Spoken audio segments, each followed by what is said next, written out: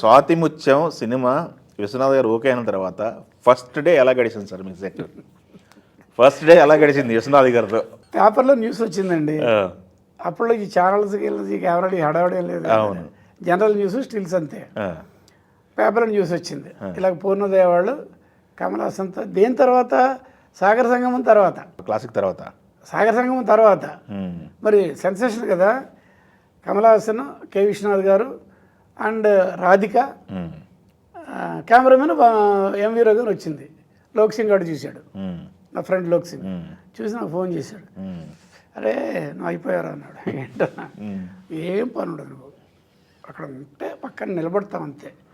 ఆయనే కెమెరా పెట్టుకుంటారు, ఆయనే లెన్స్ చెప్తారు, ఆయనే పొజిషన్స్ ఇస్తారు, ట్రాక్ పొజిషన్స్ అన్నీ చేస్తారు. నువ్వు ఎక్స్పోజర్ను జనరల్ ఎడిటింగ్ చేస్తే చాలు. నీ పెద్ద వంశీ సినిమాలు పొడి చేసావు ఏదన్నా అంత సీన్ లేదు. ఆయనే చెప్తారు, 2 లైట్లు వేసి ఎక్స్పోజర్ పెట్టు. కొంచెం డిసప్పాయింటెడ్గా మాట్లాడాడు.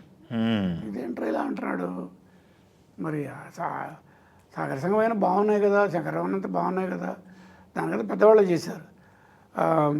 బాలు మహేంద్ర ఏమో శంకరాభరణం. ఇంకా దీనికి సరే ఫస్ట్ డే అసిస్టెంట్గా కాదు కదా, ఇప్పుడు సినిమాకి అసిస్టెంట్ కెమెరాకి వెళ్ళాను. అక్కడ చిన్న పర్ణశాల అంతా ఉంది.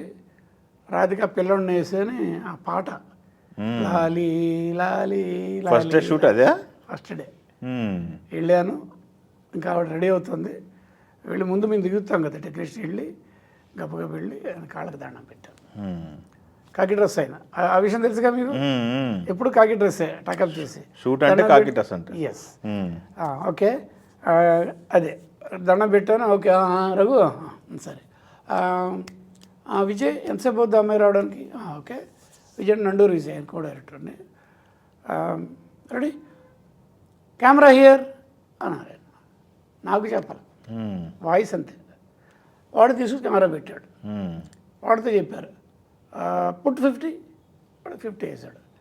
విజయ్ అక్కడ పొజిషన్ ఇవ్వు, అక్కడ అంటే రాధిక పొజిషన్ అనమాట.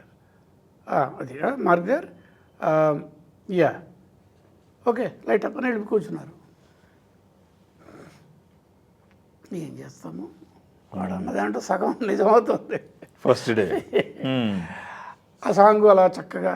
కాకపోతే ఏంటంటే నెమ్మదిగా నేను కూడా ఆయనకు విషయం తెలుసండి, లెన్సింగ్ గురించి తెలుసు. తెలియని వాళ్ళు చెప్తారేమో. ఆయనకి ఇన్ని సినిమాలు, ఇన్ని నేషనల్ అవార్డు, ఇంటర్నేషనల్ అవార్డు, ఆయనకి మంచి టెక్నీషియన్. ఆయన రేంజ్ ఏంటో ఎంత కావాలో తెలుసు. దీని తర్వాత ఇంకో విషయం మీకు చెప్పాలి. చెప్పండి. ఇప్పుడు కొత్తగా డైరెక్ట్ చేసినవాడు కూడా మానిటర్లు అయితే చైనా అని వెళ్ళిపోతున్నాడు. ఆ రోజున మానిటర్ లేవు, డైరెక్టర్ మాకు షార్ట్ చెప్పేవాళ్ళు, మేము చేసి ఇచ్చేవాళ్ళం.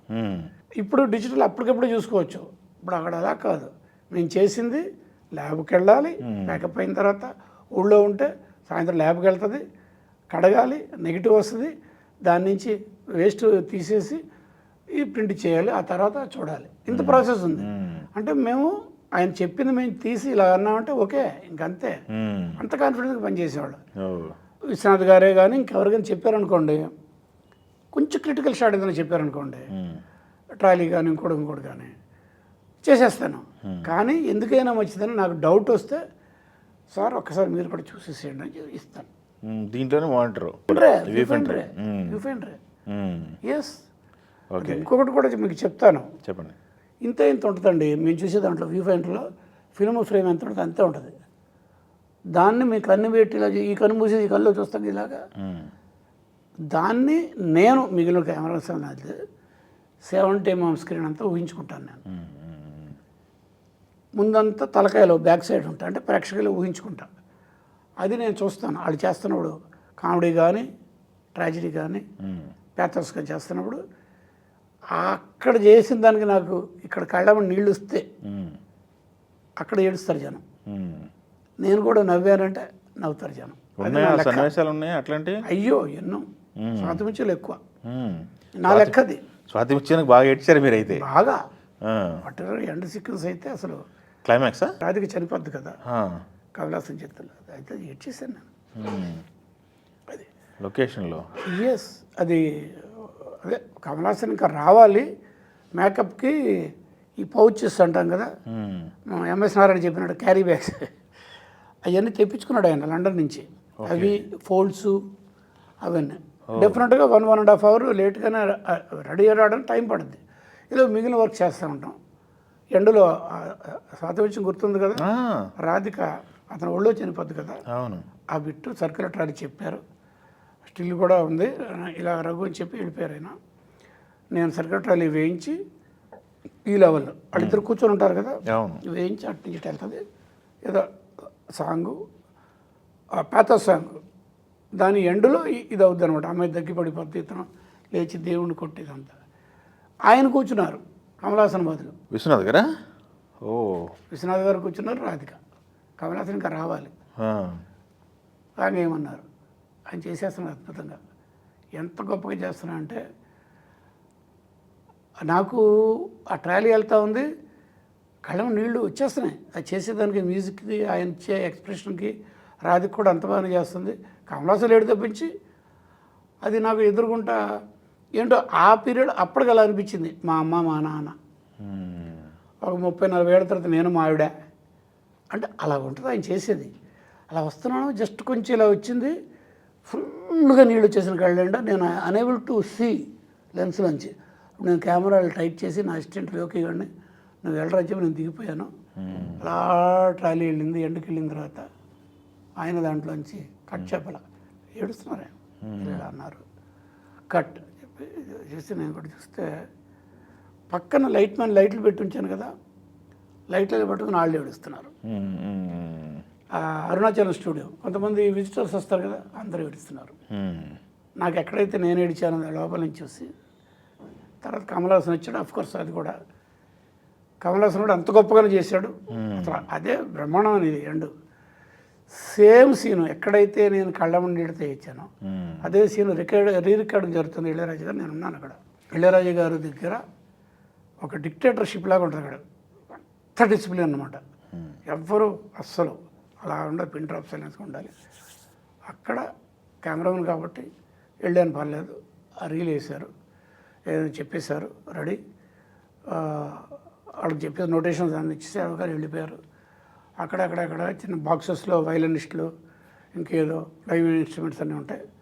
రెడీ, టేక్ అన్నారు. చాలా బాగా ఎమోషనల్గా ఆయన కండక్టర్ ఉంటాడు, దీన్ని చెప్పిందని జరుగుతుంది. టేక్ అనగానే అందరం మాట్లాడుతుంది. టేక్ అంటే రన్ అవుతుంది గౌకని ఒక్కసారి ఎప్పుడు లేనిది. నేను ఇంతకుముందంతా వంశీతో చూశాను కదా, ఒక్కసారి సీరియస్ కట్ అన్నారు ఇళయరాజా గారు. ఏంటి ఏమైందని అంత ఎందుకు ఎప్పుడు కంది అలాగన్నారని చూస్తే ఒక పెద్ద ఆయన, ఒక 75 ఏళ్ళు ఆయన, ఫుల్గా తెల్ల జుట్టు, ఈజ్ ఎ వైలనిస్టు. ఆ సీన్లో అది అది దానికి చూసి ఆయన తట్టుకోలేక ఏడ్చేశాడు. అది మైక్లో వచ్చేసింది, ఇక్కడ రికార్డింగ్లో వచ్చేసింది. మాకు తెలియదుగా. అవును, ఆయనకి రాజా గారికి తెలిసింది హెడ్ ఫోన్స్. అదేదో మొత్తం మీద కట్ అన్నారు. గవ్వ ఓపెన్ చేసుకుని పరిగెత్తుకు వెళ్ళిపోయాడు ఆయన. మా కళ్ళైతే చూస్తున్నాం ఆయన. తర్వాత మళ్ళీ ఏదో జరిగింది అంటే ఆ పర్టికులర్ సీన్కి ఇక్కడ ఈయన ఏడిచాడు రీ రికార్డింగ్లో, అక్కడ నేను ఏడిచాను. పక్కన షూటింగ్ చూడడానికి వచ్చిన వాళ్ళు వేస్తారు, థియేటర్లో మీరు కూడా ఏడ్చుంటారు నాకు తెలిసి. అది ఏంటంటే విశ్వనాథ్ గారికి ఆయనే సాటి అలాంటి ఇదేంటి దాని ఏమంటే ఆర్ద్రత అంటాం. అంటే గుండె లోతుల్లోంచి ఫీలింగ్ తెప్పించి కళ్ళం నీళ్ళు తెప్పించేది ఆయన నిష్ణాతుడైన.